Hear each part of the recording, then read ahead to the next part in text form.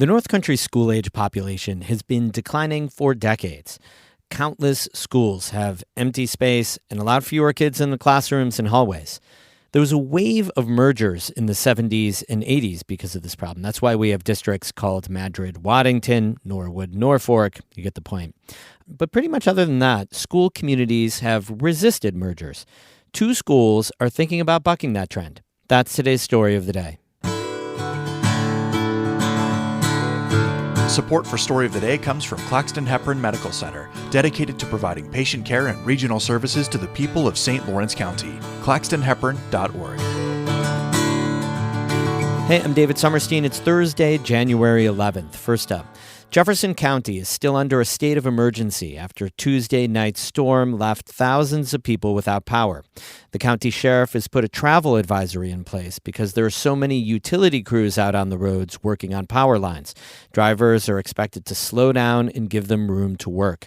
According to National Grid's outage map, almost 6,000 customers are still without electricity in Jefferson County and about 3,000 in St. Lawrence County. National Grid says power is expected to be restored by 11:30 tonight. Warming centers are open in Glen Park, West Carthage, Theresa, Adams, and Sackett's Harbor.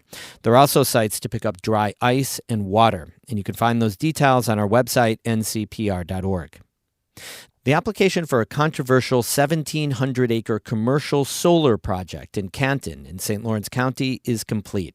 Catherine Wheeler reports local governments will now have the opportunity to lay out their concerns. EDF Renewables Development's proposed commercial solar project sites spread out along both sides of Route 11 just southwest of Canton. Rich Road would produce up to 240 megawatts of solar energy and include a 24-megawatt battery storage facility. EDF says in all it would generate enough energy to power more than 61,000 homes.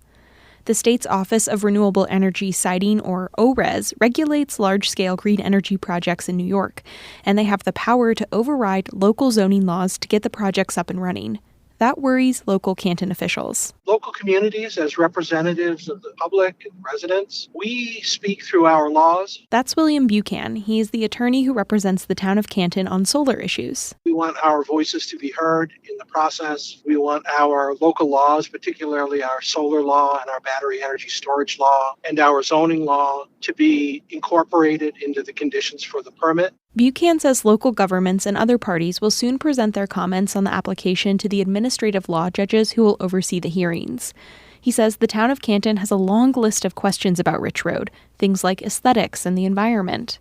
Safety is also top of mind for local officials. A fire at a battery storage facility in Jefferson County last year raised a lot of questions about public health and if there's enough trained first responders to take on any accidents that could arise. We are concerned about the battery energy storage facility that's planned and the issues surrounding that. But in general, we are interested in the entire application. We will be looking at every element of it. The project is controversial. Some residents are apprehensive about how big solar panels will look as you drive into the village and how development will impact the land and water, while others think it's a much-needed step to address climate change.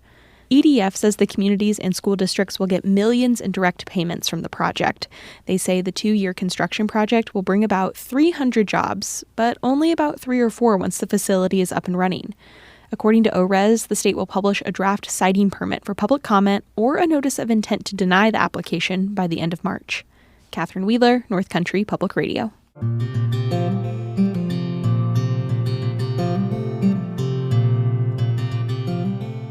Two small school districts in the Southern Adirondacks, on the border of Essex and Warren counties, are doing what most schools with declining populations have been reluctant to do.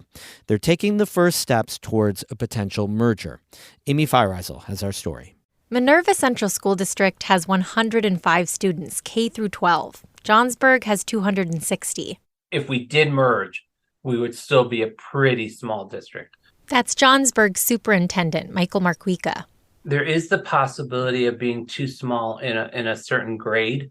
Yeah, we have a couple small, our kindergarten is 3. And that's Candace Husson, Minerva's superintendent. Our second grade is 4. Our 5th grade is 5. That lends itself to its own challenges.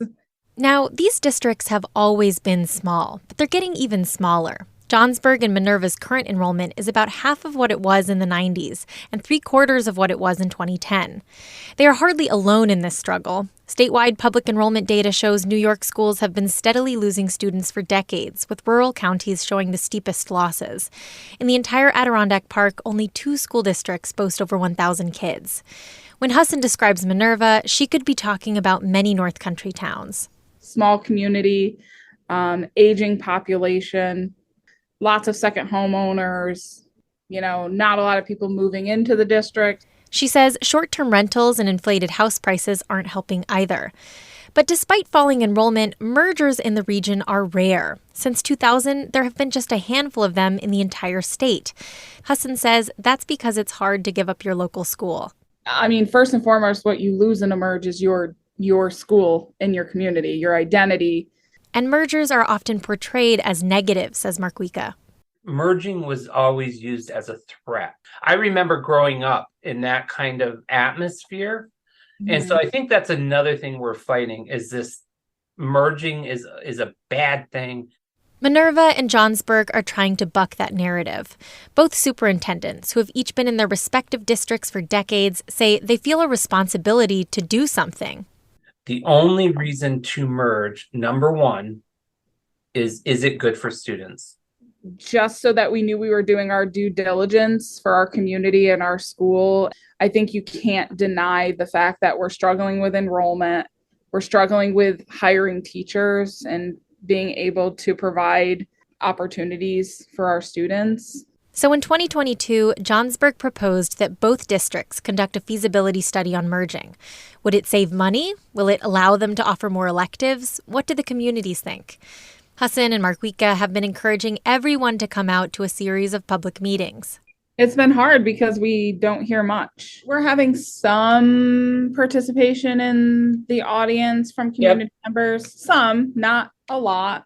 But that's not because people don't have opinions, says Markwika. He figures folks are waiting for the feasibility study to be finished or have already made up their minds about how they'll vote, if and when it comes to that. I would hope people would vote on students' futures, not their history. Yeah, and we just want people to, like Mike said, come out, be informed when they make their decision. They're referring to the fact that historically, lots of mergers in the North Country have died because of fears of losing identity, which Hassan understands. Sometimes it's hard to let go of us being the Fighting Irish, Johnsburg being the Johnsburg Jaguars. It's hard to lose that pride. What may soften the blow here is that Johnsburg and Minerva are close neighbors. Their school buildings are just 6 miles apart. The goal would be to use both buildings while increasing class sizes, electives, and specialist staff. In recent memory is a merger not far up the road. In 2019, the Westport and Elizabethtown Lewis school districts merged to become Boquete Valley Central School District. It's been a rocky transition, and that's something Markwika and Hassan say they know would come with a merger. It's not going to just be all puppies and rainbows the first year. Right.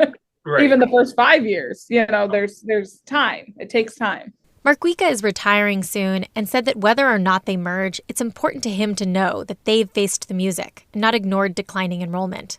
I want to be able to say I, along with my board, have asked the question and the community has made a decision.